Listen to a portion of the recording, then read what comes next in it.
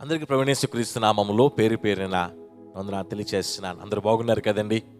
మన కుటుంబాలని మనల్ని తన రెక్కల చాటున భద్రపరుచుకుంటూ కాపాడుతూ పోషిస్తున్న దేవునికే మహిమ ఘనత ప్రభావములు చెల్లునుగాక. ఆమేన్. ముఖ్యంగా మన కుటుంబాలు మనం దేవుని కృపను బట్టి, దేవుని దయని బట్టి, ఆయన ప్రేమ వాత్సల్యతను బట్టి నడిపించబడుతున్నాం. ఇందులో ఎలాంటి సందేహం లేదు. దేవుని నామానికి స్తోత్రం కలిగిన గాక. హల్లెలూయా. ఉదయకాల సమయంలో దేవుని సన్నిధిని మన గృహాల్లో అనుభవించడానికి, ఆయన ప్రసన్నత అనుభవించడానికి, ఆ నామాన్ని ధ్యానం చేస్తున్నప్పుడు, ఆయన వాక్యం ధ్యానం చేస్తున్నప్పుడు, ఆయన నామాన్ని కీర్తించుకుని ఆడుతున్నప్పుడు ఆ యొక్క స్పిరిచువల్ ఫీలింగ్ని, ఆ పరిశుద్ధాత్మ అనుభవాన్ని మనం చూడగలగటానికి దేవుడు మనతో బలపరిచి మాట్లాడేలాగున, మన గృహంలో అడుగుపెట్టేలాగున తలలు ఉంచుదాం. కళ్ళలు మూసి ప్రార్థన పూర్వక మన ప్రభువుని మన ఇంట్లోనికి ఆహ్వానించుకుందాం. ప్రార్థన చేసుకుందాం. దయగల యేసయ్యా, మీ నామానికి స్తోత్రాలు. గత వారం నుండి ఈ వారం దాకా మమ్మల్ని కాచి కాపాడి మీరు చేసిన ప్రతి మేలుకి ఎన్ని స్తోత్రాలు చెల్లిస్తున్నాం స్వామి. మరొక వారంలో ఈ మొదటి రోజున మేమందరం కలిసి మా గృహాలలో మీ నామాన్ని గణపరుస్తూ ఉండగా మా గృహాలు మీరు అడుగు పెట్టగలిగే పరిశుద్ధ స్థలాలుగా మార్చబడడానికి సహాయం చేయని ప్రాధేయపడుతున్నాను యేసయ్యా. మీరు మా గృహాలు అడుగుపెట్టి మాతో మాట్లాడి మమ్మల్ని బలపరిచి మీ ఆశీర్వాదముతో మమ్మల్ని నింపి మీరిచ్చే సమృద్ధిని, సంతృప్తిని పొందడానికి మాకందరికీ మీరు పేరు పేరున సహాయం చేయని ప్రాధేయపడుతున్నాను యేసయ్యా. నేను గొప్పవాడిని కాదు కానీ అల్పుడిని, సేవకుడిని, మీ నామ మహిమార్థమై ఈ ప్రజల మధ్యలో యోగ్యమైన పనిముట్టుగా, పాత్రగా నడిపించిన ప్రాధేయపడుతూ ప్రారంభం నుంచి ముగింపు వరకు సమస్తానికి మీరే అధిపతిగా ఉండి మమ్మల్ని నడిపించమని అడుగుతూ మీకే మహిమ ఘనత ప్రభావంలో ఆరోపిస్తూ యేసు నామమున ప్రార్థించి పొంది ఉన్నాం పరమ తండ్రి. ఆమేన్.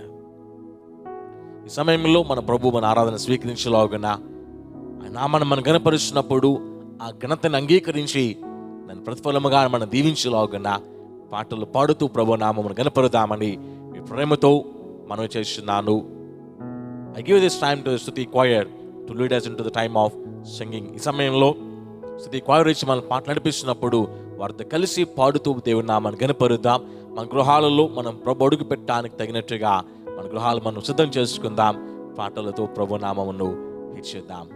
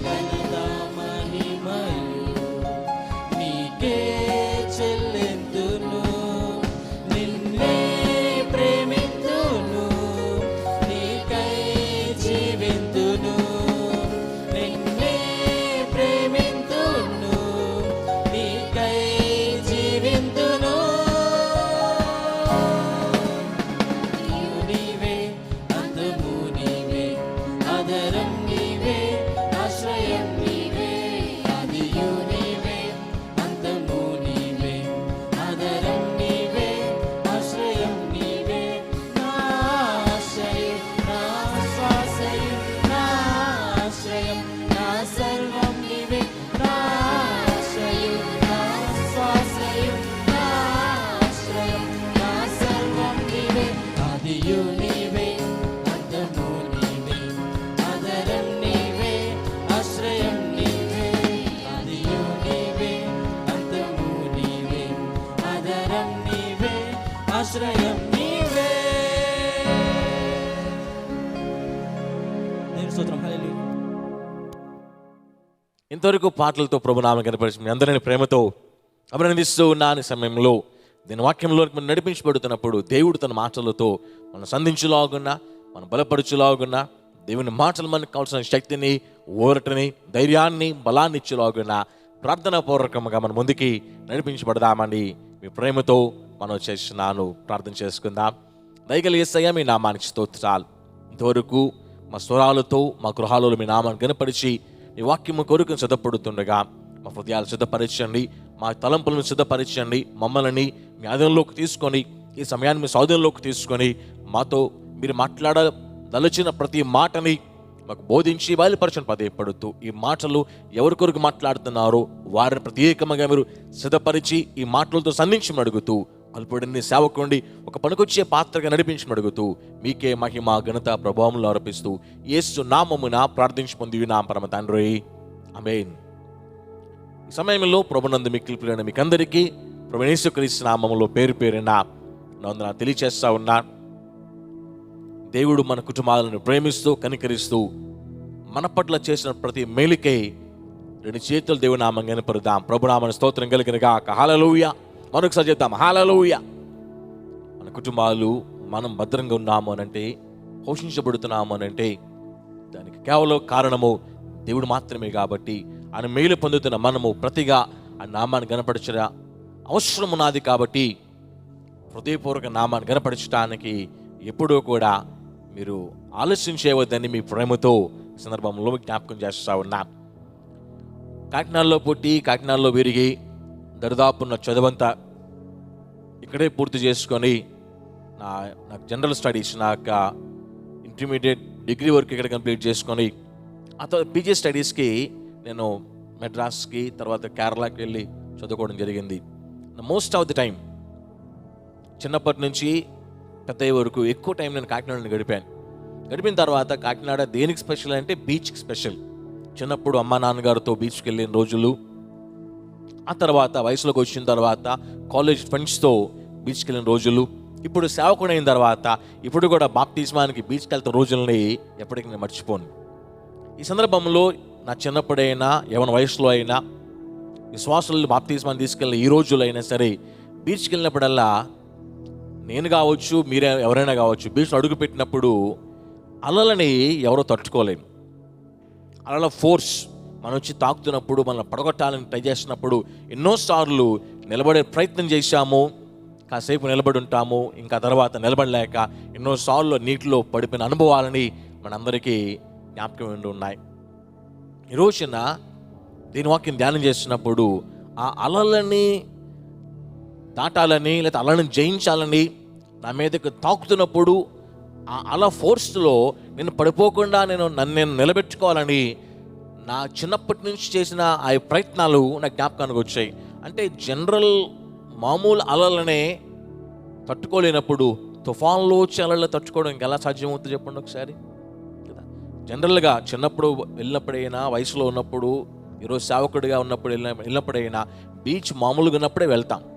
తుఫాన్ వచ్చినప్పుడు బీచ్కి వెళ్ళినా సరే దిగడానికి ఎవరు ధైర్యం చేయలేం. అంటే బీచ్ మామూలుగా ఉన్నప్పుడే వచ్చే ఆ అల్ల తాకిడికి ఎవరు నిలబడలేనప్పుడు, అదే బీచ్లో తుఫాన్ రేగినప్పుడు ఆ తుఫాను ఫోర్స్లో వచ్చే ఆ అలల స్ట్రెంగ్త్ని ఇంకెవరు తట్టుకోగలుగుతాం? రోజున ఆ మెసేజ్ని నేను ధ్యానం చేసినప్పుడు నాకు అదే జ్ఞాపకానికి వచ్చింది. మన జీవితం ఒక నావ అయితే, మనం చేసిన ప్రయాణము సముద్ర ప్రయాణం అయితే, ఎన్నో సందర్భాల్లో తుఫాను అలల లాంటి శోధనలు, శ్రమలు మనల్ని, మన కుటుంబాన్ని తాకి పడగొట్టే ప్రయత్నము ఎన్నో చేసే ఉంటాయి. ఈ జీవిత నావల్లో తీరం చేరడానికి, గమ్యం చేరడానికి, విజయం అందుకోవడానికి తాపత్రయపడుతున్న నా ప్రియమైన సహోదరి, నా ప్రియమైన సహోదరుడా, నీ ప్రయాణంలోకి ఎదురవుతున్న ఈ తుఫాను అలలను దాటి బయటికి రాగలిగటానికి, ఈ తుఫాను అలలను ఏ విధంగా దాటి బయటికి రావాలో ఆలోచన కలగటానికి ఈ సందర్భంలో నీ సహోదరునిగా దేవుని మాటలు నీతో పంచుకోవడానికి ఇష్టపడుతూ ఉన్నా. మన జీవిత ప్రయాణంలో ఇందాక ఒక మాట చెప్పాను, మన జీవితమే ఒక నావైతే, మన కుటుంబమే ఒక నావైతే, మనం చేసిన ప్రయాణము సముద్ర ప్రయాణం అయితే గమ్యానికి చేరాలి. గమ్యానికి చేరి విజయం అందుకొని సంతోషంగా మన కుటుంబాన్ని మనల్ని మనము నడిపించాలని ఆశపడుతూ ఉంటాం. కానీ ఈ చేసే ప్రయాణంలో రకరకాలైన అలలు, తుఫాను బలముతో కూడిన అలలు మనల్ని తాకడానికి, మన కుటుంబాన్ని తాకడానికి ప్రయత్నం చేస్తూ ఉంటాయి.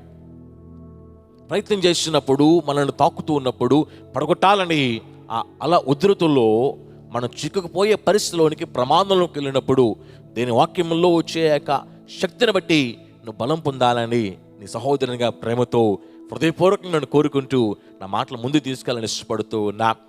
గత వారంలో మెసేజ్లో మీకు ఒక టైటిల్తో ఒక మెసేజ్ స్టార్ట్ చేశాను. నేను యేసుని చేర్చుకోవడానికి ఇష్టపడితే అని టైటిల్ పెట్టుకొని దానిలో 2 ప్యాసేజ్లు చెప్పాను. ఒకటి మత్తయిలో, రెండోది యోహాను సువార్తలో. చెప్పినప్పుడు యేసు ప్రభు శిష్యుల్ని వెళ్ళమని చెప్పి ఆయన కొండ మీదకి వెళ్ళి ప్రార్థన చేసుకున్నప్పుడు అర్ధరాత్రి అయిపోయింది, తెల్లవారిపోతోంది. శిష్యులు ఆ యొక్క సముద్రంలో నావ నడిపిస్తూ ఉన్నారు. లోపల తుఫాను వచ్చింది.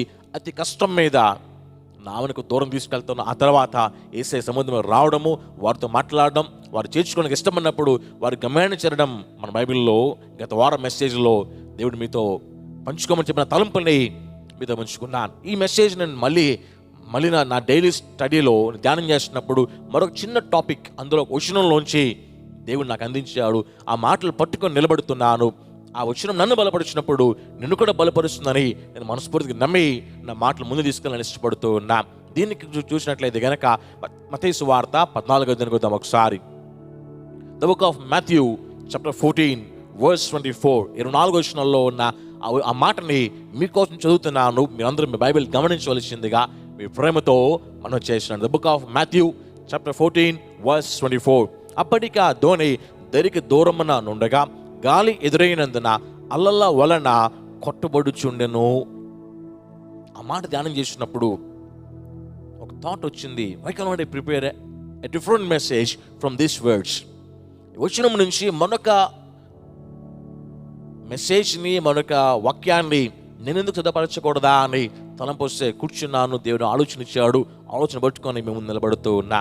వచ్చిన మళ్ళీ చదువుతున్న గమనించండి ఒకసారి. అప్పటికి ఆ దోణి దరికి దూరముగా ఉండగా, ఆ దోణి సముద్రంలో ప్రయాణం చేస్తూ ఉంది.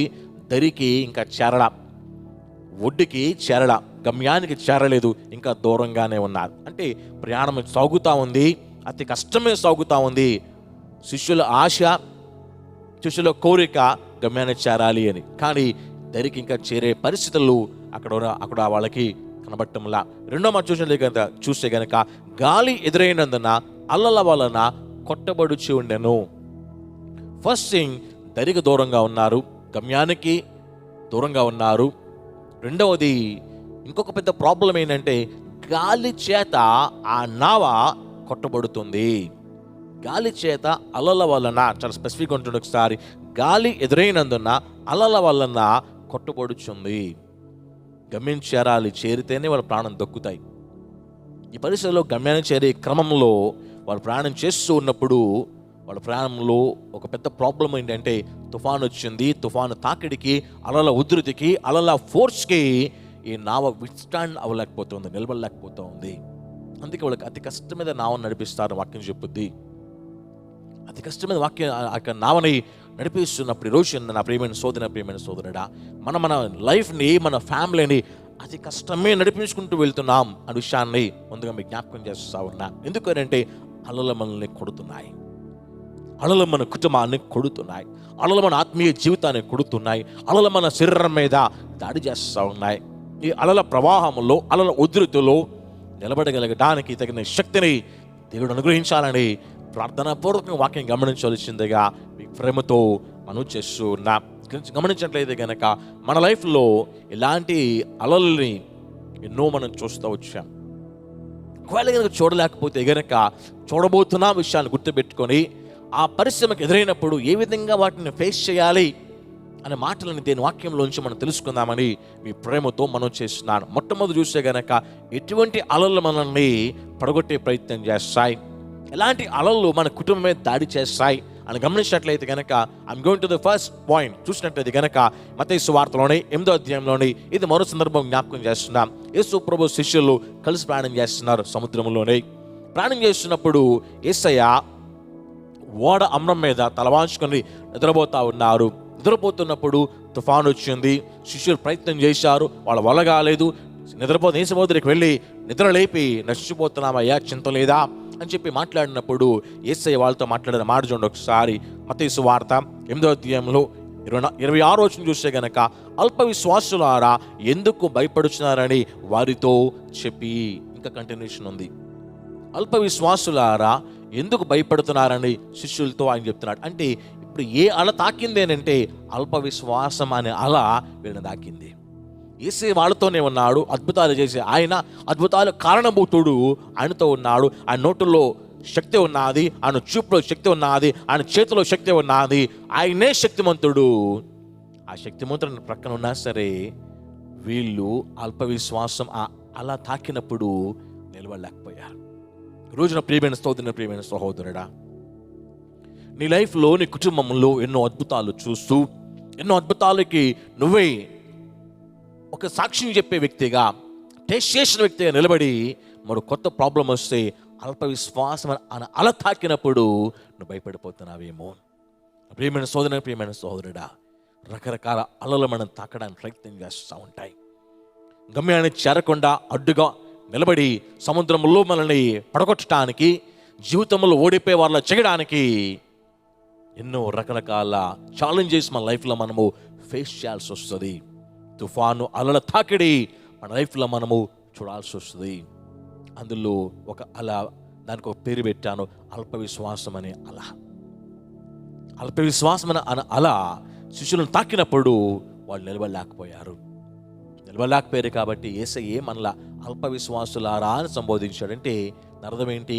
వాళ్ళ విశ్వాసము పడిపోయింది, వాళ్ళ విశ్వాసము సన్నిగిలిపోయింది, విశ్వాసంలో వెనకబడిపోయారు. కాబట్టి అల్ప విశ్వాసులారా అని దేవుడు వాళ్ళని స్పెసిఫై చేసి మాట్లాడుతూ ఉన్నాడు. అంటే నిజంగా అల్ప విశ్వాసం అలా తాకినప్పుడు శిష్యులు నిలబడలేకపోయారు.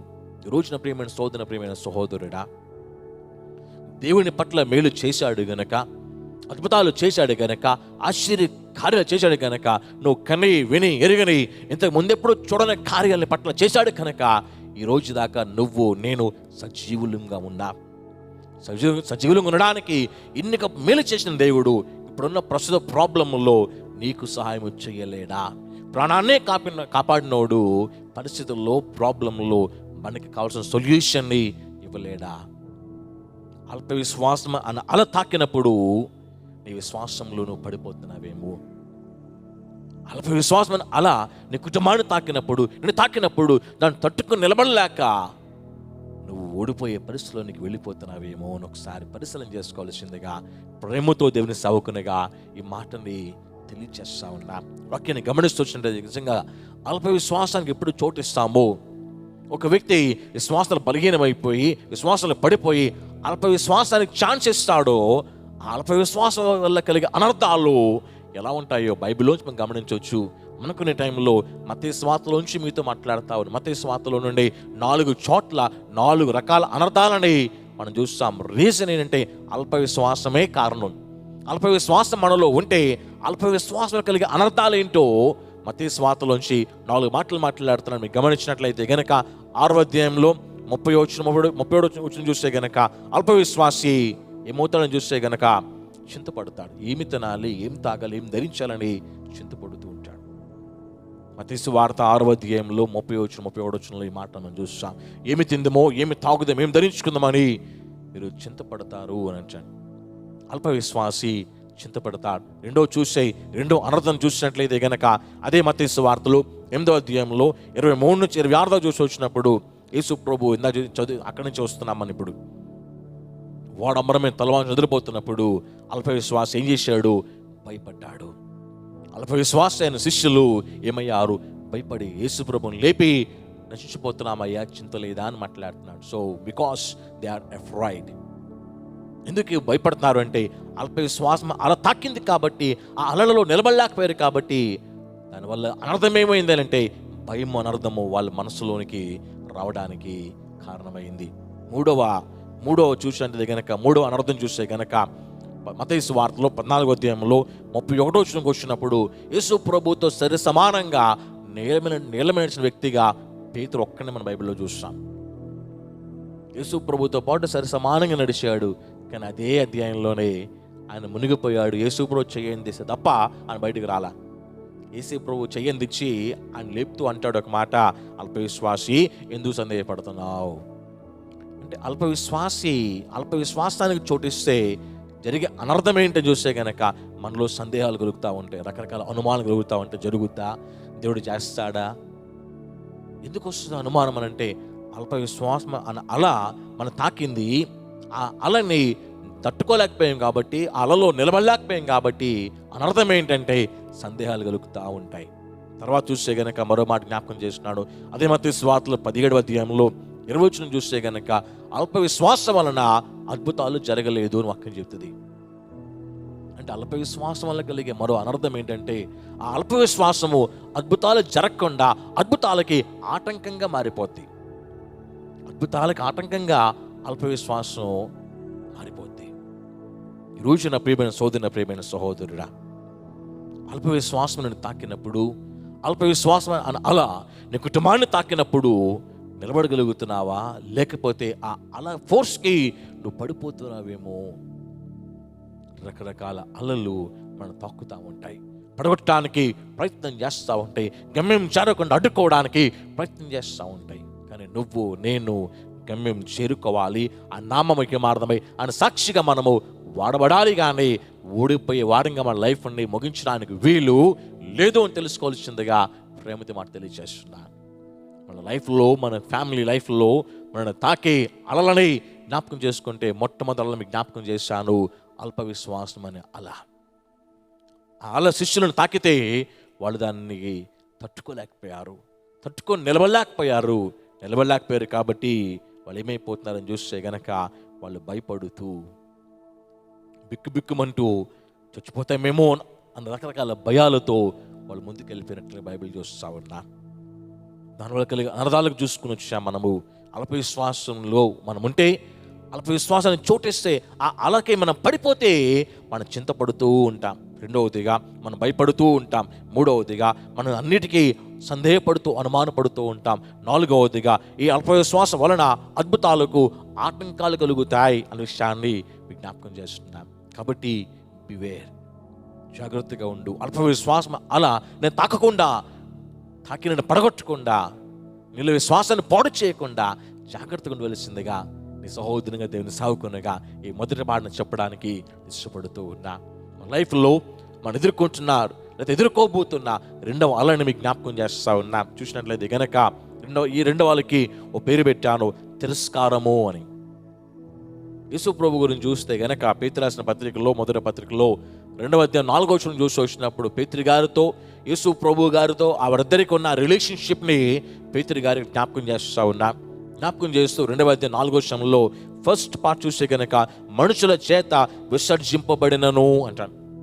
యేసు ప్రభు కోసం మాట్లాడుతున్నాడు ఆయన.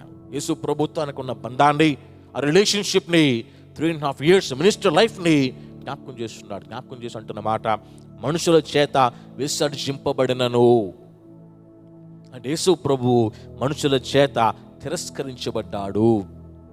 ఈ మాటని విసర్జించబడినను అని ఉంది. ఇంగ్లీష్ బైబిల్లో చూస్తే గనక రిజెక్టెడ్ అని ఉంటుంది.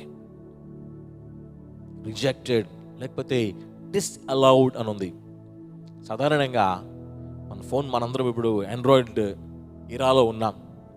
అందరి చేతిలో ఫోన్స్ ఉన్నాయి. ఇప్పుడు ఎవరితోనే మాట్లాడే ఇష్టం లేదు అని అంటే ఆ వ్యక్తి తరచూ ఫోన్ చేస్తూ ఉంటే, ఆ వ్యక్తితో మాట్లాడే ఇష్టం లేనప్పుడు చేసే పని ఏంటంటే ఆ వ్యక్తి నెంబర్ని రిజెక్ట్ లిస్ట్లో పెడతాం.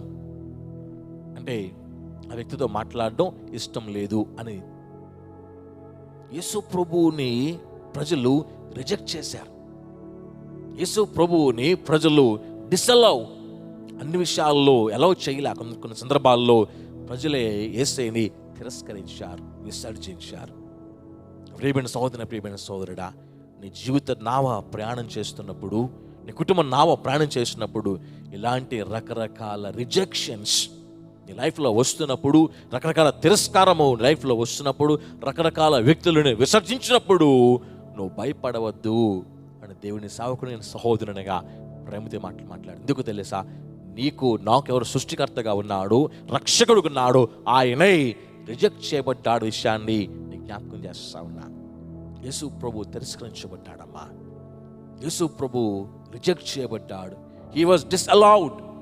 ఆయన విసర్జించబడ్డాడు. మీకు అర్థం కావడానికి ఆయా సందర్భాల్లో యేసు ప్రభు ఎక్కడెక్కడ ఎవరి చేత రిజెక్ట్ చేయబడ్డాడో మీ జ్ఞాపకం చేస్తా ఉన్నాను. మీ బైబిల్ని త్వరగా గమనించవలసిందిగా మీ ప్రేమతో మనం చేసినాను. మత్తయి సువార్తకు వచ్చినట్లయితే, మార్కు సువార్త 3వ అధ్యాయంలో 21వ వచనం చూస్తే గనక ఆయన కుటుంబీకులే ఆయనని రిజెక్ట్ చేస్తారు.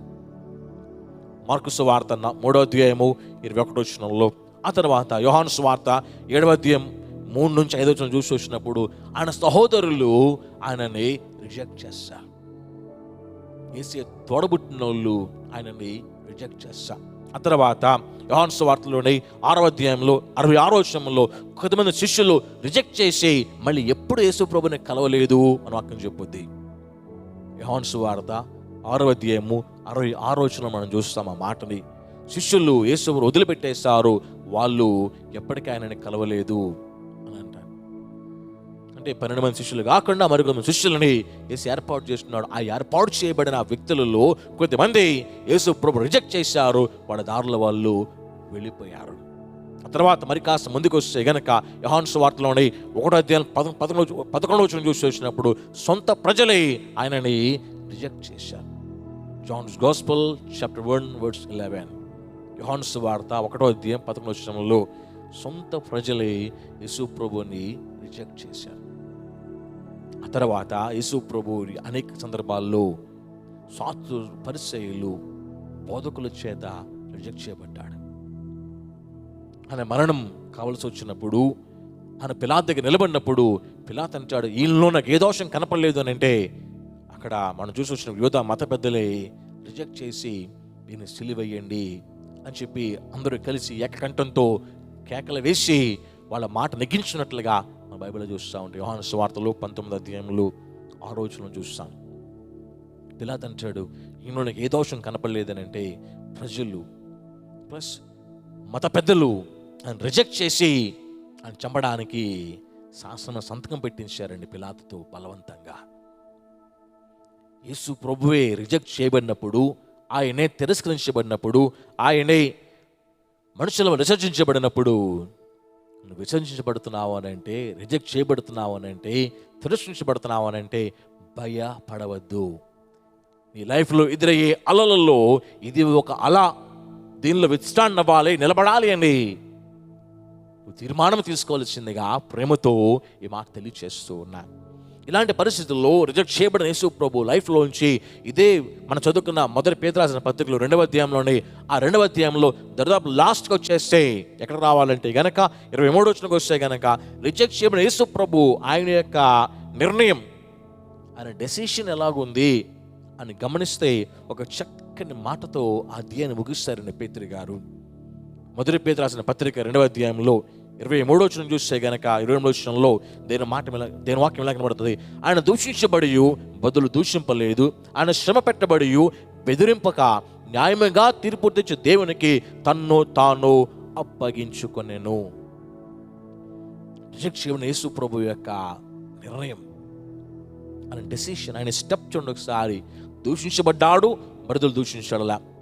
తర్వాత చూస్తే చూడండి ఒకసారి, దూషించబడి బదులు దూషించలేదు, శ్రమ పెట్టబడి బెదిరించలేదు, తర్వాత న్యాయముగా తీర్పు తెచ్చి దేవునికి తన్ను తాను అప్పగించుకొనెను. అంటే వచ్చిన ఒక లైన్లో తీసుకురావాలంటే దేవునికి తనను తాను అప్పగించుకున్నాను. ఇదే 2వ అధ్యాయంలోనే స్టార్టింగ్లో మనం చూస్తాం, 4వ వచనం చూస్తే మనుషుల చేత విసర్జించబడి అని ఉంటుంది.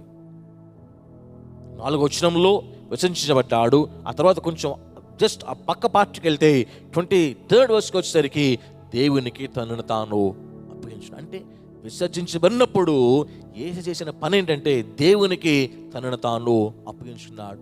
So my dear friend, I want to tell you one thing this morning. నువ్వు విసర్జించబడుతున్నావు అని అంటే, ఎందుకు నా వాళ్ళను విసర్జిస్తున్నారు, ఎందుకు రిజెక్ట్ చేస్తున్నారు, ఎందుకు తృణీకరిస్తున్నారు, ఎందుకు నా గురించి అవహేళనగా మాట్లాడుతున్నారు అని వాళ్ళ కోసం ఆలోచన చేసేదానికంటే దేవునికి నేను అప్పగించుకో. ఎందుకంటే ఆయన న్యాయముగా తీర్పు తీరుస్తాడు కాబట్టి, ఆయన అన్యాయస్తుడు కాదు కాబట్టి, నీ పక్షంగా న్యాయమే చేస్తాడు కాబట్టి దేవునికి నిన్ను నీవు అప్పగించుకోవాల్సిందిగా ప్రేమతో ఈ మాట తెలియజేస్తున్నాను. ఇది రెండవ అల. మొట్టమొదలండి మళ్ళీ మీకు జ్ఞాపకం చేస్తున్నాను, మొట్టమొదటి అల అల్ప విశ్వాసమైన అల మన తక్కుతుంది నిలబడగలగాలి. రెండవది అలా చూస్తే కనుక తిరస్కారము. మనుషులు మనల్ని తిరస్కరిస్తారు, మనుషులు మనల్ని రిజెక్ట్ చేస్తారు, మనుషులు మనల్ని విసర్జిస్తారు. దానిని మనము తట్టుకొని నిలబడగలగాలి. ఈ రెండవ అలని తట్టుకోగలుగుతున్నావా? ఈ రెండవ అల తాకినప్పుడు అలా ఫోర్స్కి నువ్వు పడిపోయి ఇంకా వేదనలోనే, బాధలోనే, ఎందుకలా జరిగింది అని ఆలోచనలోనే నిలబడిపోయావేమో. My dear friend and family, I want to tell you one thing this morning. దేవునికి నిన్ను నీవు అప్పగించుకో. ఆయన నీకు న్యాయం చేస్తాడు, నీకు మేలు చేస్తాడు, నీ కన్నీరు తుడిచేయి నిలబెడతాడు. కాబట్టి భయపడక నేను దేవునికి అప్పగించుకోవాల్సిందిగా ప్రేమతో ఈ సెకండ్ మాటని మీకు తెలియచేస్తున్నాం. థర్డ్ అలాని మీకు జ్ఞాపకం చేస్తూ ఉన్నాం. చూస్తే గనక ఇది సాధారణంగా దరిదాపుగా అందరూ ఫేస్ చేసిందే, ఒంటరితనం అనాలా. చాలా సందర్భాల్లో మనం సంతోషపడేది అంటే నా వెనక నా వాళ్ళు చాలామంది ఉన్నారు అని. కానీ సరైన అవసరం వచ్చినప్పుడు, సరైన ప్రాబ్లం వచ్చినప్పుడు ఎవరు మనకు కనిపించరు. ఏంటి నాకెవరో లేరేంటి, నా వైపున ఎవరు ఉండరా, నేను ఒంటరివాడినేనా, ఒంటరిదాన్నేనా అన్న ఫీలింగ్, ఈ మాటలుంటే మీ అందరూ ఫేస్ చేసే ఉంటాను అనుకుంటున్నాను. In fact I did feel it. I did felt it so many times in my life. నా లైఫ్లో ఎన్నోసార్లు ఈ ఒంటరితనం అలా నన్ను తాకింది. ఎన్నో సందర్భాల్లో ఒంటరివాడిని అయిపోయానా అన్న ఫీలింగ్ నాకు కలిగింది. ప్రేమైన సహోదరి, ప్రేమైన సహోదరుడా, యేసు ప్రభు శిలువలో బలియాగమవుతున్నప్పుడు 3 మేకులతో పచ్చి రాను మీద ఆయన వేలాడదీసినప్పుడు 39 కొరడ దెబ్బలతో ఒళ్ళంతా తూట్లు పొడి చేసి మాంసం ముద్దలు ఆయన శరీరంలోంచి వేలాడుతున్నప్పుడు, తలలో ముండ్ల కిరీటంతో నిలబడినప్పుడు, తల నుంచి అరికాల వరకు రక్తము కారుతూ ఉన్నప్పుడు, ఆ రక్తం నేలను తాకుతూ ఉన్నప్పుడు, ఊరు నుంచి ఊరు వదిలిపెట్టదాకా ఆ గొలుగుతా కొండ వరకు ఆ పచ్చి రానుని భుజాల మీద వేసుకొని మోసుకుంటూ కొండ ఎక్కినప్పుడు, ఆ కొండ మీద 3 మేకలతో యేసుని వేలాడదీసినప్పుడు మాట్లాడిన 7 మాటలు. అందులో ఒక మాట ఉంటుంది, ఏలీ ఏలీ లామా సబక్తాని, నా దేవా నా దేవా నన్నెందుకు చెయ్యి విడిచితివి. ఒక వేదన ఉంటుంది ఆ మాటలో, గుండెలు పిండేసే బాధ ఉంటుంది ఆ మాటలు. నా దేవా నా దేవా నన్నెందుకు చెయ్యి విడిచావు. Jesus was alone. ఆయన ఒంటరితనాన్ని ఫేస్ చేశాడు, ఒంటరితనాన్ని ఆయన భరించాడు. సిలువలో యజ్ఞ పశువుగా బలియాగమవుతూ ఉన్నప్పుడు తండ్రి కూడా ఆయనని విడిచిపెట్టిన పరిస్థితిని ఆ మాటలో మనం గమనిస్తూ ఉంటాం. తన వైపుగా ఎవరు లేరు, శిష్యులందరూ వెళ్ళిపోయారు. మొత్తం అందరూ ఎవరైతే ఈయన ఆహారం పెడితే తిన్నారో వాళ్ళందరూ దూరం అయిపోయారు. అధికారులు ఈయన మీద తిరగబడి ఉన్నారు, మత పెద్దలు తిరగబడి ఉన్నారు, శాస్త్రులు పరిచయులు తిరగబడి ఉన్నారు. వాళ్ళు తిరుగుబాటుదనానికి గవర్నర్ పిలాతు కూడా ఏం చేయలేకపోయాడు.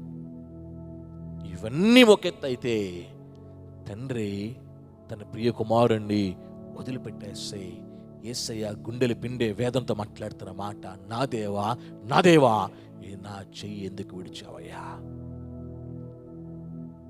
నిజంగా నా ప్రియమైన సహోదరుని, ప్రియమైన సహోదరుడా, సిలువలో వేలాడుతున్న యేసయ్య ఎలా ఒంటరితనాన్ని ఫేస్ చేశాడో మన లైఫ్లో ఎన్నోసార్లు ఒంటరితనాన్ని మనం ఫేస్ చేసి ఉంటాం. అవసరమైనప్పుడు నా వాళ్ళు అనుకున్న వాళ్ళు దూరం అయిపోయి ముఖం చాటేసి కనీసం పలకరించకుండా ఇలా ఉన్నావన్న మాట వాళ్ళు పలకకుండా ఎన్నో సందర్భాల్లో ఒంటరితనాన్ని ఫేస్ చేస్తున్నాను నేను నమ్ముతున్నాను. ఒక సందర్భంలో యేసు ప్రభుల వారు ఈ లోకం పరిచయం చేస్తున్నప్పుడు నిజంగా ఆ ఎక్స్పీరియన్స్ని మీతో ఈ టైంలో షేర్ చేయడానికి ఇష్టపడుతూ ఉన్నా. యోహాను సువార్త 7వ అధ్యాయానికి వచ్చినట్లయితే 7వ అధ్యాయంలో యేసు ప్రభువును చంపడానికి, పండగ రోజుల్లో చంపడానికి ఎన్నో ప్రయత్నాలు జరుగుతాయి. ఆ రిక్వెస్ట్ యూ, నేను మిమ్మల్ని బతిమాలుతున్నాను, 7వ అధ్యాయాన్ని పూర్తిగా చదవండి, పూర్తిగా చదవండి ఒకసారి. నిజంగా ఆ 7th చాప్టర్లో యేసుని చంపడానికి ఎన్ని కుట్రలు పడుతూ ఉన్నారో, ఎన్ని రకరకాల ప్రయత్నాలు చేస్తూ ఉన్నారో 7వ అధ్యాయంలో కనబడతా ఉంటుంది. ఆ అధ్యాయంలో ఎన్నో అటెంప్ట్స్ అవుతాయి యేసుని పట్టుకోవడం, చంపాలి అని. అప్పుడు యేసు శిష్యులు సపోర్ట్ లేదు, యేసు ప్రభు తోడబుట్టిన వాళ్ళ సపోర్ట్ కూడా అధ్యాయంలో కనబడదు. వాళ్ళు కూడా తిరగబడతారు. ఇంకా అధికారులు అంటారా, యేసు ప్రభుకి వ్యతిరేకంగా ఉన్నారు కాబట్టి వాళ్ళు చంపడానికి ఎన్నో ప్రయత్నాలు చేస్తారు. ఆ 7th చాప్టర్లో అవన్నీ అయిపోయినాయి. ఆ 7వ అధ్యాయంలో లాస్ట్ వచనంకి వస్తే గనక, లాస్ట్ వచనంలో ఒక మాట నుంచి ఒకసారి, అంతటా ఎవరి ఇంటికి వారు వెళ్ళిరి. అంతటా ఎవరి ఇంటికి వారు వెళ్ళిరి అంటే he was all the way alone. అంతటా వారు ఎవరింటికి వారు వెళ్ళిరి. ఫుల్ స్టాప్ వచ్చింది. 7వ అధ్యాయం అక్కడికి పూర్తి అయిపోయింది. నెక్స్ట్ కంటిన్యూషన్ చూడండి ఒకసారి. 8th అధ్యాయంలో ఫస్ట్ వచనం చూడండి ఒకసారి. మరొక చిన్న వచనం అది, యేసు ఒలీవల కొండకు వెళ్ళెను. అంటే ఎవరింటి వారు వెళ్ళిపోయిన తర్వాత యేసయ్య ఒంటరితనాన్ని ఫేస్ చేసినప్పుడు he was going to the Mount Olives. ఒలీవల కొండకు వెళ్తున్నాడు. ఎందుకు? యూ కెన్ ఇమాజిన్, దేవునితో మాట్లాడటానికి. ఒంటరితనాన్ని ఫేస్ చేస్తూ ఉంటే I want to tell you this thing, దేవునితో మాట్లాడటానికి నీ ఒంటరితనాన్ని ఆయనతో పంచుకో. యేసు ప్రభు నీకు తండ్రిగా, నీకు రక్షకుడుగా, దేవుడిగా ఉన్నంతకాలము నువ్వు నేను ఒంటరి వాళ్ళము కాము, దేవుడు కానివాడు. యేసు ప్రభు 7వ అధ్యాయంలో ఒంటరితనాన్ని ఫేస్ చేశాడు. అప్పుడు పరిస్థితులు ఏమీ ఆయనకు అనుకూలంగా లేవు, అధికారులు అనుకూలంగా లేరు, ప్రజలు అనుకూలంగా లేరు. ఆయన మాట్లాడుతూ ఉంటే అందులోంచి రకరకాల విశ్లేషణలు తీసి ఆయన చంపడానికి రకరకాల పన్నాగాలని పండుతున్నారు. ఇవన్నీ ఒక ఎత్తు అయితే ఫ్యామిలీ రిజెక్ట్ చేసింది, శిష్యులు రిజెక్ట్ చేస్తున్నారు. అక్కడ ఎవరైనా సపోర్ట్ నిలబడట్లా. ప్రజలందరూ అనే మాట విన్నారు, బాగా మాట్లాడాడు, చక్కగా బోధిస్తున్నాడు అని చెప్పి మెచ్చుకున్నారు. కానీ ఆయన దగ్గర ఎవరు నిలబడలా. అదే 7వ అధ్యాయం గమనించండి. ఐ రిక్వెస్ట్ యూ ప్లీజ్, 7వ అధ్యాయాన్ని keep this as a homework. దీన్ని గమనించండి ఒకసారి.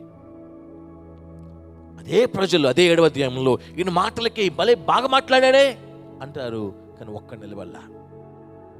ఫ్యామిలీ మెంబర్స్ వచ్చి యేసు మీద తిరుగుబాటు చేస్తారు, అధికారులు తిరుగుబాటు చేస్తారు, చెప్పడానికి ప్రయత్నాలు చేస్తూ ఉంటారు. ఆ 7వ అధ్యాయం లాస్ట్కి వచ్చేసరికి ఎవరింటికి వారు వెళ్ళిపోయారు. Jesus was all the way alone. ఆ లోన్లీనెస్ని ఆయన తన దగ్గర పెట్టుకోవాలా. ఆ లోన్లీనెస్ని he is going to have a good company with God himself. ఆ ఒంటరితన ఆ సమయాన్ని యేసయ్య ఒంటరి గడపట్ల దేవునితో గడుపుతున్నాడు. ఈరోజు నా ప్రియమైన సోదరుడా, నా పక్షంగా ఎవరు లేరు అన్న ఆలోచన నీలో ఒంటరితనాన్ని సృష్టిస్తూ ఉంటే నీ సమయాన్ని ఒంటరిగా గడపొద్దు, దేవునితో నువ్వు గడపవలసిందిగా ప్రేమతో మాట్లాడుతున్నా. ఒంటరితనం వస్తుంది, ఒంటరితనం అలా మనల్ని తాకుతుంది, ఒంటరితనం అలా మన ఫ్యామిలీని తాకుతుంది. కానీ I want to tell you this thing, ఆ సమయాన్ని నువ్వు దేవునితో గడుపు. You will not be alone anymore. ఆ సమయాన్ని నీ ఫ్యామిలీని తీసుకుని వెళ్ళి దేవునితో గడపడానికి ప్రయత్నం చేయండి. Your family will not be alone anymore. ఆలోచన చేయి. అలా తాకుతుంది ఒంటరితనం అలా తాకుతుంది. బట్ వీ షుడ్ స్టాండ్, నిలబడాలి. కానీ అలా తాకిడికి పడిపోవడానికి వీలు లేదు, జ్ఞాపకం చేస్తూ ఉన్నా. తర్వాత లాస్ట్ అండ్ ఫైనల్ పాయింట్కి వచ్చినప్పుడు మీతో మాట్లాడుతూ ఉన్నా. నిజంగా గమనించండి ఒకసారి, ఈ 3వ విషయంలో ఎప్పుడైతే యేసు ప్రభు తండ్రితో ఆ ఒంటరి సమయాన్ని గడుపుతా ఉన్నాడు, అదే ఆన్ స్వార్థలోనే 16వ దగ్గరికి వచ్చినప్పుడు 16వ అధ్యాయంలో 32వ వచనంలో ఓ మాటను జ్ఞాపకం చేస్తాను చూడండి ఒకసారి. లాస్ట్ మాటకి వెళ్తే కనుక, తండ్రి నాతో ఉన్నాడు గనక నేను ఒంటరిగా లేను. యేసు శిష్యులతో మాట్లాడుతున్న మాట, తండ్రి నాతో ఉన్నాడు కాబట్టి ఐ యామ్ నాట్ అలోన్. మీరు విడిచిపెట్టే టైం వస్తుంది, కానీ తండ్రి నాతో ఉన్నాడు. మీరు విడిచిపెట్టినప్పటికీ I'm not alone because my God, my father is with my. ఈరోజున ఈ ఒంటరితనంలో, ఈ ఒంటరితనం అలా నేను తాకినప్పుడు, ఆ ఒంటరితనపు ఫీలింగ్ నేను కలిగినప్పుడు, ఆ సమయాన్ని, ఆ ఫీలింగ్ని నువ్వు దేవునితో పంచుకుంటే you and your family will not be alone. అన్నమాట. మీరు విడిచిపెట్టేసే టైం వచ్చింది, విడిచిపెట్టేస్తారు. బట్ విడిచిపెట్టినప్పటికీ నేను ఒంటరి వాడిని కాదు. ఎందుకు అని అంటే తండ్రి నాతో ఉన్నాడు కనుక నేను ఒంటరిగా లేను. నిన్ను విడువను, ఎడబాయను, నిబ్రహ్మకలు తేరెమగుండు, దిగులు పడవద్దు, జడియొద్దు, నీతో కూడా నడుచున్న దేవుడు యెహోవా అని చెప్పి యెహోషువతో మాట్లాడిన మాటని నువ్వు గుర్తుపెట్టుకో అమ్మా. నిన్ను విడువక, నీ ఎడబాయక, నీతో కూడా నడవడానికి, నీ కుటుంబంతో ప్రయాణం చేయడానికి నీ తండ్రి నీ కొరకు సిద్ధంగా ఉన్నాడు. నువ్వు నేను ఆ నరచేతిలో చెక్కబడ్డాము. మన తల వెంట్రుకలు నెరిసే వరకు కాపాడే దేవుణ్ణి మనం కలిగి ఉన్నాము. ప్రతిరోజు, ప్రతి క్షణము తన ఆకాశం నుండి మనల్ని చూసే దేవుణ్ణి మనం కలిగి ఉన్నాము. మన కన్నీరు కారుస్తే ఆ కన్నీటి చుక్కలకి వాల్యూ ఇచ్చే దేవుణ్ణి మనం కలిగి ఉన్నాము. ఒక తండ్రిగా, ఒక స్నేహితుడిగా, ఒక సహోదరుడిగా, ఒక దేవుడిగా, ఒక తల్లిగా, ఒక తండ్రిగా. యు కెన్ ఇమాజిన్ అన్ని రిలేషన్షిప్స్ని మనతో పంచుకోవడానికి ఇష్టపడే దేవుడు మనం కలిగి ఉన్నామండి. అలాంటప్పుడు ఈ ఒంటరితనం అలా మనం తాకినప్పుడు ఆ ఒంటరితనంలో ఉండిపోతున్నామేమో. Just saying you have a God who is everything to you. నీకు అన్నీ తానైన దేవుణ్ణి నువ్వు కలిగిన విషయాన్ని మర్చిపోవద్దు. ఒంటరితనం అలా తాకుతుంది, పడగొట్టడానికి ప్రయత్నం చేస్తుంది. గుర్తుపెట్టుకో, నీ దేవుడు నీ దేవుడు మాత్రమే కాదు, ఆయనకి తండ్రి, ఆయనకి తల్లి, ఆయన సహోదరుడు, ఆయన స్నేహితుడు, ఆయన శ్రేయభిలాషి, అన్ని ఆయనే. తన రూపము, తన చేతిలో రూపాన్ని చెక్కుకొని నీకోసము రాత్రి మగల్లో కునుకగా నిద్రపోకుండా కాపాడుతున్న వాడు నీ పక్షంగా ఉన్నాడు, మర్చిపోవద్దు. ఆ ఒంటరితనం అలా తాకినప్పుడు యేసయ్య తన సమయాన్ని, ఆ ఒంటరితన సమయాన్ని తండ్రితో గడ ఎలా గడుపుతున్నాడు. ఒకవేళ ప్రియమైన సోదరుని, ప్రియమైన సహోదరుడా, నిన్ను నీ ఫ్యామిలీని ఒంటరితనం అలా తాకినప్పుడు నువ్వెప్పుడు ఇది మొదలుకొని ఒంటరి వాడిని, ఒంటరి దానిని, నా ఫ్యామిలీ ఒంటరిది అన్న ఫీలింగ్ ఎప్పటికీ రానివ్వదు. From these day onwards, because you are not alone. నువ్వు ఒంటరివి కాదు కాబట్టి ఆ తలంపు నీలోనికి రానివద్దని ప్రేమతో నీ సహోదరునిగా ఈ మాటను తెలియజేస్తున్నా. లాస్ట్ ఫైనల్ పాయింట్, ఫోర్త్ పాయింట్లోకి నడిపించబడతాం కొంచెం త్వరగా. మన బైబిల్లో ఉన్న ప్రవక్తల్లో ఒక ఘనమైన పరిచయం చేసిన ప్రవక్తగా, రోషంగా పరిచయం చేసిన ప్రవక్తగా మనం ఏలియాని చూస్తాం. ఎంత గొప్ప పరిచర్య అని అంటే, రాజుల గ్రంథంలో చూస్తే మొదటి రాజుల గ్రంథంలో 18వ అధ్యాయంలో ఒక్కడ నిలబడతాడు, 850 మంది సమాధానం చెప్తాడు. Just one person.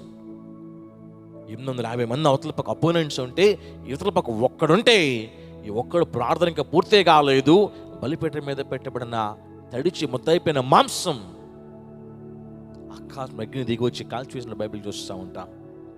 ఎంత తీవ్రమైన తీక్షమైన అగ్నో తెలుసా. తడిచి ముద్దయిపోయిన మాంసం కాలిపోయింది, దాని కింద పెట్టబడిన కట్టెలు కాలిపోయాయి, దాని కింద పెట్టిన రాళ్ళు కాలిపోయాయి, చుట్టూ కందకం తవ్వి అందులో నీళ్ళు వేస్తాయి, నీళ్ళు ఆవిరైపోయాయి. కాలిపోయిన తర్వాత వాస్తవంగా బొగ్గు రావాలి, బొగ్గు తర్వాత బూడిద రావాలి. బైబిల్ చూడండి, బొగ్గు రాలేదు, బూడిదే వచ్చింది. అంటే అంత తీక్షణమైన వేడి ఆకాశం దిగి వచ్చి ఆ బలిపీఠం మీద పెట్టబడిన ఆ బలి అర్పణని మాంసం దగ్గర నుండి, రాళ్ళ దగ్గర నుండి, కట్టెల దగ్గర నుండి మొత్తం కాల్చేసే కట్టెలు కాదు, బూడిదైపోయినాయి. అంత రోషం కలిగి దేవుని కొరకు పరిచయం చేశాడు. నడుగొట్టుకుని పరిగెడతావంటే ఆ రాజు వెనకాల రాలేకపోయాడండి. రథం మీద రోషం కలిగి దేవుని కోసం నిలబడిన దేవుని సేవకుడు ఏలియా నిజంగా దేవుని నామాన్ని చేతబట్టుకొని ఇంకా ఎవరిని లెక్క చేసేవాడు కాదండి. స్ట్రైట్గా మాట్లాడడం, దేవుడు ఏం చెప్పాడో చెప్పడం, వచ్చేయడం, అంత రోషంగా పనిచేశాడు ఏలియా. అలాంటి వ్యక్తి జీవితంలో నిరాశ కలుగుతుంది ఒకరోజు. మొదటి రాజుల గ్రంథంలో 19 అధ్యాయంకి వచ్చినట్లయితే గనక 19 అధ్యాయంలో మరణాపేక్ష గలవాడై ప్రార్థన చేస్తూ ఉంటాడు. చూద్దాం ఒకసారి. The book of 1 Kings chapter 19, మొదటి రాజుల గ్రంథము 19 అధ్యాయంకి వచ్చినట్లయితే కనుక 18 అధ్యాయంలో దేవుని నామాన్ని చేతబట్టుకొని అద్భుతాన్ని చేస్తాడు ప్రార్థన ద్వారా. ఆ తర్వాత 19 చాప్టర్కి వచ్చేసరికి చూడండి ఒకసారి, 4th వర్స్కి వెళ్దాం ఒకసారి. 4వ వచనం చూస్తే, తాను ఒక దిన ప్రయాణము అరణ్యంలోనికి పోయి ఒక బదరి వృక్షం మీద కూర్చోండి మరణాపేక్ష గలవాడై, యెహోవా, నా పితరుల కంటే నేను ఎక్కువవాడిన కాను, ఇంత మట్టుకు చాలును, నా ప్రాణము తీసుకునము అని ప్రార్థన చేశాను. 18th అధ్యాయానికి 19th అధ్యాయానికి చాలా తేడా ఉంటుంది. 18th అధ్యాయంలో కర్మేలు పర్వతం మీద నిలబడి దేవుని నామాన్ని ఘనంగా నిలబెట్టినాడు ఈ వ్యక్తి. 19th దగ్గర వచ్చేసరికి ఆ కొండ స్థితిలో నుండి లోనికి వెళ్ళిపోయాడు. లోనికి వెళ్ళిపోయి నిరాశ నిస్పృహలోకి వెళ్ళిపోయి, ఇంత మట్టుకు చాలయ్యా, నా ప్రాణం తీసేసుకో, నేనేం పెద్ద గొప్ప సేవకుడిని ఏం కాదు కానీ నా ప్రాణం తీసేసుకో అని చెప్పి మరణాపేక్ష గలవాడై అని ఉంటుంది బైబిల్లో చదివిన వచనంలో. మరణాపేక్ష గలవాడై నా ప్రాణం తీసేసుకో అని చెప్పి ప్రార్థన చేస్తా ఉన్నాడు. ఈ ఏలియాని ఏ అల తాకిందంటే నిరాశ అనల తాకింది. నిరాశ అనల ఒకవేళ ప్రియమైన సహోదరుడా నేను తాకుతుందేమో. ఎన్నో ప్రయత్నాలు చేస్తా ఉన్నాను, నేను గెలవలేకపోతున్నాను. నిరాశ అని అలా. నా పిల్లలు పెళ్ళిడికి వచ్చి పెద్దవాళ్ళు అయ్యారు, వాళ్ళ పెళ్ళిళ్ళ కోసం ఎన్నో ప్రయత్నాలు చేస్తున్నాను, కానీ ఆ శుభ గడియలు నా కుటుంబంలోనికి రాలేకపోతున్నాయి. నిరాశ అని అలా. ఎంతో బాగా చదువుతున్నాను కానీ not getting enough rank, enough marks. Why? నిరాశ అని అలా. ఈ నిరాశ అని అలా తాకినప్పుడు, my friend, I want to tell you one thing, చావు పరిష్కారం కాదు. ఏలియా చావు కోరుకుంటున్నాడు. చచ్చిపోతే బాగుండు, దేవా నా ప్రాణం తీసేసుకో అని చావు కోరుకున్నాడు. ప్రియమైన సహోదరుడా, ఈ నిరాశ అలా నేను తాకుతున్నప్పుడు నువ్వు ఒకవేళ చావును కోరుకుంటున్నావేమో, that is not the answer. మరణం పరిష్కారం కాదు, చావు పరిష్కారం కాదు. దీని వెనకాల ఏదో ఉంది. ఈ నిరాశ అని అలా తాకినప్పుడు నిలబడి చేయాల్సింది ఏదో ఉంది అనే విషయం ఈ సందర్భంలో నీ జ్ఞాపకం చేస్తా ఉన్నా. ఈ నిరాశను అలా తాకి ఏలియా సమస్యలిపోయాడు అనుకుంటాను నేను. ఇంకా ప్రార్థన చేశాడు. ఆ బదిరి వృక్షం కిందకు నిద్రపోతా ఉన్నాడు. నిద్రపోతా ఉంటే దేవుడు తన పిల్లలని చూస్తూ ఉన్నవాడు కాబట్టి తన దూతను పంపించి ఏలియాకి ఆహారం పెట్టాడు. ఒకసారి కాదు, 2 సార్లు. ఆ తర్వాత అంటాడు, పలానా చోటికి రా అని చెప్పి దేవుడు కబురు పంపిస్తే దేవుని పర్వతమైన హోరీబుకి ఈయన వెళ్ళిపోయాడు. 40 రోజులు రాత్రి పగళ్ళు ప్రయాణం చేసుకొని అంటాడు. ఆ తర్వాత ఆ హోరీబు పర్వతం మీద దేవుడు ఏలియాతో మాట్లాడుతున్నాడు. ఏం చేయాలో చెప్తున్నాడు, ఆ ఉద్దేశం చెప్పాడు. ఏలియా చేసిన పనులని దేవుడు ఏలియాకి ఒకటొకటిగా బోధించాడు. ఈ నిరాశలో నుండి ఏలియా దేవుని దగ్గర చేరుకున్నాడు. తను ఏం చేయాలో తెలుసుకున్నాడు. ఈరోజు నా ప్రియమైన సహోదరుడా, ఓటములు వస్తాయి, నిరాశలు వస్తాయి, నిస్పృహలు వస్తాయి, మనం విజయం సాధించలేకపోతున్నామే అని ఒకలాంటి నెగటివ్ థాట్స్ కలుగుతాయి. ఇవన్నీ అలలుగా మన మీద దాడి చేస్తూ ఉంటే ఆ దాడిలో మనం పడిపోకూడదు. We should stand and fight.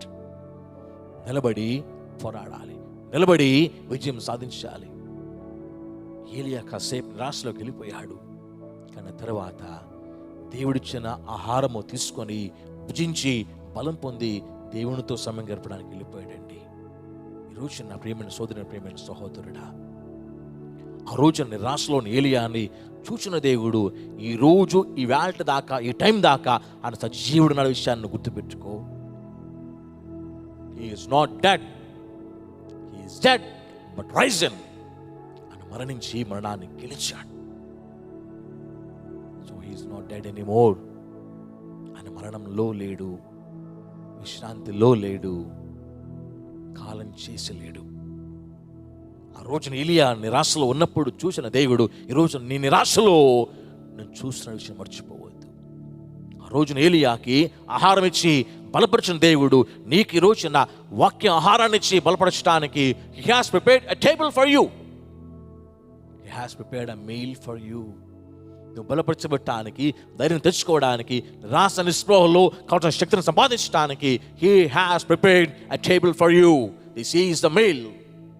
ఆహారం తీసుకొని నీ ప్రాణం తప్పిరేళ్ళు చేసుకొని నీకు కావాల్సిన శక్తిని, బలాన్ని పొందుకొని దేవునితో మాట్లాడటానికి, దేవా, what am I supposed to do now? What is your plan in my life, in this situation? అడగటానికి if you are ready, God is going to speak. God is going to speak. ప్రియమైన సహోదరుడా, నేను తన ప్రాణం కంటే ఎక్కువ కాబట్టి మన కొరకు ప్రాణాన్ని పెట్టిన దేవుడు నిన్ను నన్ను నిరాశ అలా మనల్ని తాకి పడగొట్టే ప్రయత్నం చేసినప్పుడు వదిలిపెట్టేస్తాడా? వదిలిపెట్టాడు. నిరాశలో ఉండిపోకుండా మనం జాగ్రత్త పడదా? నిరాశలో ఆహారం తీసుకొని, వాక్యం ఆహారం తీసుకొని బలపరచబడ్డానికి మనం ముందుకు వెళదాం. నిరాశలో ఉండొద్దు. నిరాశ నిస్పృహలో మన లైఫ్ నడిపించుకోవద్దు. ఆ నిరాశలు నిస్పృహలో ఏ థాట్ రావాలి, ఏ థాట్ వస్తుంది అంటే మరి చచ్చిపోతే బాగుండు. But death is not the answer. మరణం విజయం సాధించడం కాదు, అది జవాబు కాదు. విజయం సాధించడానికి మనము ఆహారం తీసుకుందాం, వాక్యం ఆహారం తీసుకుందాం, దేవుని దగ్గరికి వెళదాం, ఆయనతో మాట్లాడదాం. ఏం చేయాలో ఆయన మనకు బోధించేవాడు, బలపరిచేవాడు, ధైర్యం చెప్పేవాడు, మనకి సహాయం చేసేవాడు, మన పక్షంగా ఉండి వ్యాజ్యమాడేవాడు మన కొరకున్నాడు. కాబట్టి ఆ దేవుని నామం కలిగిన మనము ఆయనతో మాట్లాడి మన లైఫ్ను ముందుకు తీసుకెళ్ళటానికి తగిన సిద్ధపాటుని సంపాదించుకుందామని ప్రేమతో ఈ మాటను తెలియజేస్తున్నాను. ప్రియమైన సహోదరుడా, నీ లైఫ్ని ఈదలేక, నీ కుటుంబాన్ని నెట్టుకు రాలేక, ఒకవేళ ఈ అలల తాకిడిలో సతమతమైపోతూ ఉంటే, ఈ 4 రకాల అలలలో ఏ అలైన మీద తాకి దాడి చేస్తే నిలబడలేక నువ్వు పడిపోయినట్టయితే బలము తెచ్చుకొని నిలబడవలసిందిగా నీ సహోదరునిగా ప్రేమతో మాట్లాడుతున్నాను. నన్ను తాకింది, నేను పడ్డాను, దేవుని దయ తిరిగి లేచి ప్రయాణం చేయగలుగుతున్నాను కాబట్టి నీకు చెప్తున్నాను, నువ్వు లేచి ప్రయాణం చేయి. ఇప్పుడున్న పరిస్థితి నీ గమ్యం కాదు అని తెలుసుకో. అలా తాకిడి తగిలినప్పుడు, ఇలా ఉధృతి నీ మీద దాడి చేసినప్పుడు, నీ ఫ్యామిలీని దాడి చేసినప్పుడు నిలబడాలి అన్న తీర్మానానికి రా. నిలబడి సాధించాలి, విజయం సాధించాలి ఆలోచనలోనికి నువ్వు రావాల్సిందిగా ప్రేమతి మాట నేను తెలియజేస్తున్నాను. తీరం చేరాలి, గమ్యం చేరాలి, విజయం సాధించాలి. ఆయన నామం మన నోటి నుండి బయటికి రావాలి, ఆయన చేసిన కార్యాలు సాక్ష్యంగా బయటికి రావాలి. That's Christian life. అది క్రైస్తవ జీవితం. ఆ స్థాయిలోకి వెళ్తున్నప్పుడు, ఈ ప్రాణం చేస్తూ ఉన్నప్పుడు, తీరం దగ్గర లేనప్పుడు, తీరానికి నీ దోణి, నీ కుటుంబము, నువ్వు దూరంగా ఉన్నప్పుడు నిన్ను పడగొట్టడానికి రకరకాల అలలు నీ మీద దాడి చేస్తాయి. ఈ రకరకాల అలల్లో అల్ప విశ్వాసం అలా నీ మీద దాడి చేస్తుంది. తిరస్కారం అనే అల నీ మీద దాడి చేస్తుంది. ఒంటరితనం అనే అల నీ మీద దాడి చేస్తుంది. నిరాశ అనే అల దాడి చేస్తుంది. దాడి చేసినప్పుడు నిలబడు. నీకున్న శక్తి అంతా కూడగట్టుకొని నిలబడి తీరం చేరుకో, గమ్యం చేరుకో, విజయం సాధించు. ఈరోజు నీకున్న ఓటమి రేపు పొద్దున విజయంగా మార్చబడిందో నీ నోట్లో నుండి, నీ ఫ్యామిలీలో నుండి నువ్వే ఆయన నామానికి సాక్ష్యాన్ని చెప్పబోతున్నావని దేవుని సేవకునిగా సాక్ష్యం చెప్తున్నా. నేను నీ విషయంలో జరుగుతానని నమ్ముతూ ఉన్నాను.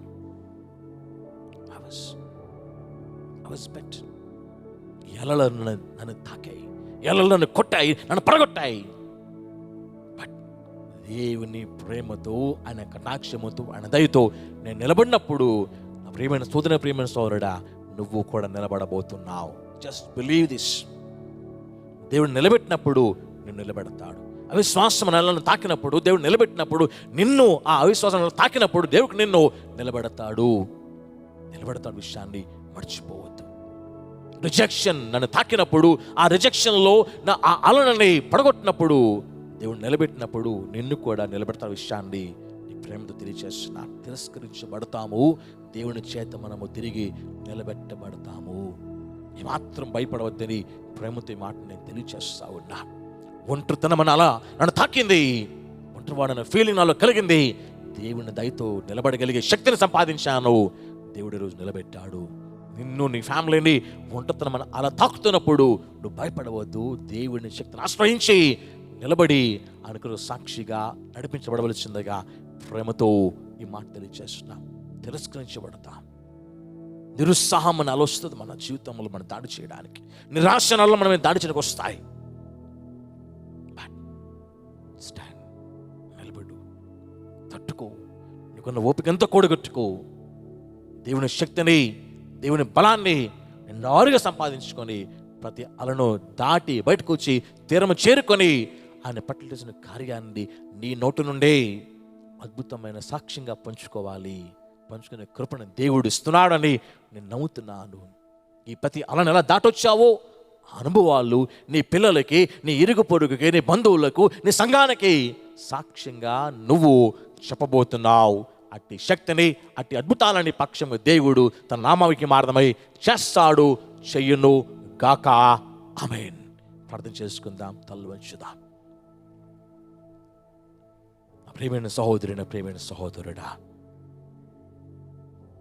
నీ నావా, నీ జీవితం అనే నావా, నీ కుటుంబం అనే నావా సముద్రం అనే ఈ లోకంలో, సముద్రం అనే ఈ కష్టంలో, సముద్రం అనే ఈ శోధనలో ప్రయాణం చేస్తున్నప్పుడు రకరకాల అలలు నీ మీద దాడి చేసి నిన్ను పడగొట్టడానికి ప్రయత్నం చేస్తున్నాయి. ఈ ప్రయత్నంలో ఏ అలల తాకిడికి నువ్వు గురవుతున్నప్పుడు నిరుత్సాహపడవద్దమ్మా, నిరుత్సాహపడవద్దయ్యా. అవిశ్వాసమైన అలని తాకినప్పుడు నిరుత్సాహపడదు. నీకున్న విశ్వాసాన్ని కూడగట్టుకో. విజయం సాధించడానికి ప్రయత్నం చేయి. నీ మీద తిరస్కారం అనే అల, రిజెక్షన్ అనే అల, విసర్జించబట్టం అనే అల దాడి చేసినప్పుడు నిలబడు. యేసు ప్రభు రిజెక్ట్ చేయబడ్డాడు. రిజెక్ట్ చేయబడిన యేసు ప్రభు తనను తాను దేవునికి ఎలా అప్పగించుకున్నాడు, నిన్ను దేవునికి అప్పగించుకో.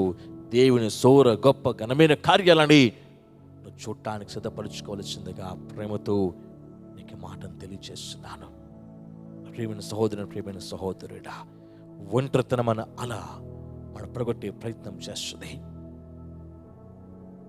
ఆ ఒంటరితనములో యేసు ప్రభు ఎలాగే తండ్రితో గడుపుతున్నాడో, ఆ ఒంటరితనం సమయాన్ని, ఒంటరితనం ఆలోచన కలిగినప్పుడు వెంటనే ఆ సమయాన్ని నీ తండ్రితో గడపటానికి నువ్వు తీర్మానం తీసుకుంటే, నీ ఫ్యామిలీ ఏంటి నీ తండ్రి దగ్గర నడిపించడానికి నువ్వు తీర్మానం తీసుకోగలిగితే, you will not be alone any more.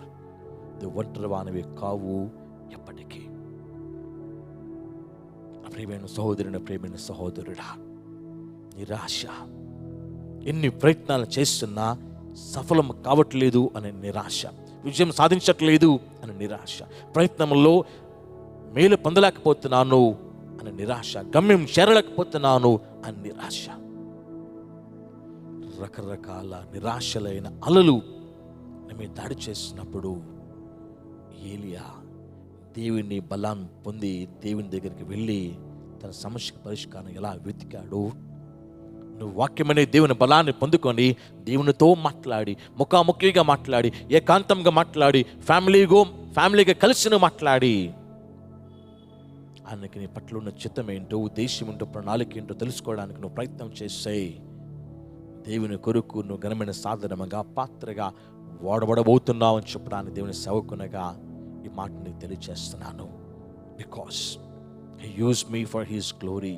ఆయన నన్ను తన నామము హిమార్థమై నిలబెట్టినప్పుడు, వాడుకుంటూ నడిపిస్తున్నప్పుడు, నా దేవుడు నిన్ను కూడా నిలబెడతాడు, నా దేవుడు నిన్ను కూడా వాడుకుంటాడు. కాబట్టి అధైర్యపడవద్దు. ఈ అలలు మీద దాడి చేస్తున్నాయని అధైర్యపడవద్దు. నిలబడి దేవుని కార్యాలు చూస్తూ, దేవుని కార్యాలు పొందుతూ గమ్యానికి చేరి ఆయన నామను గనపరచడానికి నిన్ను సిద్ధపరచుకోవాల్సిందిగా ప్రేమతో ఈ మాటను తెలియజేస్తున్నాను. ప్రార్థన చేసుకుందాం. దయగల యేసయ్య, మీ నామానికి స్తోత్రాలు. ఈ ఉదయకాల సమయంలో మా జీవితం ప్రయాణం చేసినప్పుడు, మా కుటుంబం ప్రయాణం చేసినప్పుడు, ఈ సముద్ర ప్రయాణంలో ఎటువంటి అలలు మమ్మల్ని తాకుతాయో ఆ టైంలో మేము ఏ విధంగా స్పందించి నిలబడాలో నీ మాటల నుంచి మేము నేర్చుకున్న పాఠాల బట్టి నీకు స్తోత్రాలు తెలుస్తున్నాం యేసయ్యా. ఈ పాఠాల బట్టి మేము బలపరచబడేలాగానే సహాయం చేయండి. ఎలాగైతే బైబిల్లో ఉన్న భక్తులు క్రీస్తు ప్రభువు అయిన విజయం సాధించారో, మేము కూడా విజయం సాధించడానికి ఈ మాటలు మమ్మల్ని నిలబెట్టగలగటానికి హృదయంలో ఈ మాటలన్నీ, ఈ విత్తనాలని ఫలింపు చేయమని ప్రాధేయపడుతున్నాను యేసయ్యా. అందరైతే ఈ మాటలు వింటున్నారో, ఎవరైతే ఈ అలల తాకిడిలో చిక్కుకుపోయారో అట్టి ప్రతి వారిని మీ నామమహిమార్థమై మీరు విడిపించమని ప్రాధేయపడుతున్నాను తండ్రి. నన్ను విడిపించండి దేవా. నా ప్రియ సహోదరులను విడిపించండి, నా ప్రియ సహోదరులను విడిపించండి, నా ప్రియ కుటుంబాలని మీరు విడిపించి ప్రాధేయపడుతున్నాను యేసయ్యా. ప్రతి అలను దాటడానికి, బయటకు రాగలిగడానికి తగిన శక్తిని, తగిన బలాన్ని వాక్యమైన ప్రతి వానికి, ప్రతి కుటుంబానికి నేను నారుదైన ప్రాధేయపడుతూ మీకే మహిమ ఘనత ప్రభావం అర్పిస్తూ యేసు నామమున ప్రార్థించి పొంది ఉన్నాం పరమ తండ్రి, ఆమేన్. మన పరమ తండ్రి అయిన దేవుని ప్రేమ, కుమారుడైన క్రీస్తు కృప, పరిశుద్ధాత్మ దేవుని సహవాసం, ప్రేమ, కాపుదల సహాయము మనకి మన కుటుంబాలకు తోడుగా ఉండి ఆ నామముఖ్యమార్థమై తీరానికి చేర్చి ఆయన సాక్షార్థమై మనల్ని, మన కుటుంబాలను నడిపించును గాక. Amen. Thank you so much. మీకు అందరి ప్రణామంలో పేరు పేరున వందనాలు తెలియచేస్తా ఉన్నా. ఈ వాక్యం మీకు గనక ఎంకరేజింగ్గా ఉండి దేవుని ఆత్మ నన్ను బలపరిచిన దేవుని ఆత్మ మిమ్మల్ని కూడా బలపరిచినట్లయితే గనక ఈ వాక్యమును నీ స్నేహితులకి, నీ బంధువులకి వాళ్ళు బలపరచబడ్డానికి వీలుగా పంపించొచ్చిన ప్రేమతో మనం చేస్తూ తెలియచేస్తున్నాను. Because this message encouraged me and I believe this is going to encourage you this morning. మందిరం ఫేస్బుక్ పేజ్ని, ఇన్స్టాగ్రామ్ అకౌంట్ని మీరు ఫాలో అవ్వాల్సిందిగా మీ ప్రేమతో తెలియచేస్తున్నాను. ఈ వారమంతా ఈ మెసేజ్లో దేవుడు చెప్పిన ఆ దారిని నువ్వు కనుక్కున్నావు కాబట్టి ప్రేమైన సోదరుడా, ఆ దారిలో ప్రయాణం చెయ్యి. ఆయన చేసే కార్యాలు ఎంత గొప్పగా ఉంటాయో నేను ఫేస్ చేశాను. బికాజ్ ఆ అద్భుతమై నా కళ్ళలో నీళ్ళు వచ్చేలా చేస్తుంది. Because I'm remembering all the mercies. నీ కంటిలో కూడా సంతోషముతో ఆనంద బాధపడి వచ్చేలాగా దేవుడు చేయబోతున్నాడు అని నేను, ఎందుకంటే I tasted it and I'm sure you are going to taste it very soon. నువ్వు దేవుని కార్యాలు చూస్తావని, అనుభవిస్తావని, నీ నోటే సాక్ష్యం రాబోతుందని, నీ కళ్ళ వెంబడి ఆనంద బాష్పాలు రాలుతాయని నేను నమ్ముతున్నాను. దేవుడి విధంగా నేను కుటుంబాన్ని గమ్యానికి చేర్చి తన నామమహిమార్థమై నడిపించును గాక. Amen. Thank you. May God bless us all for his glory. Amen.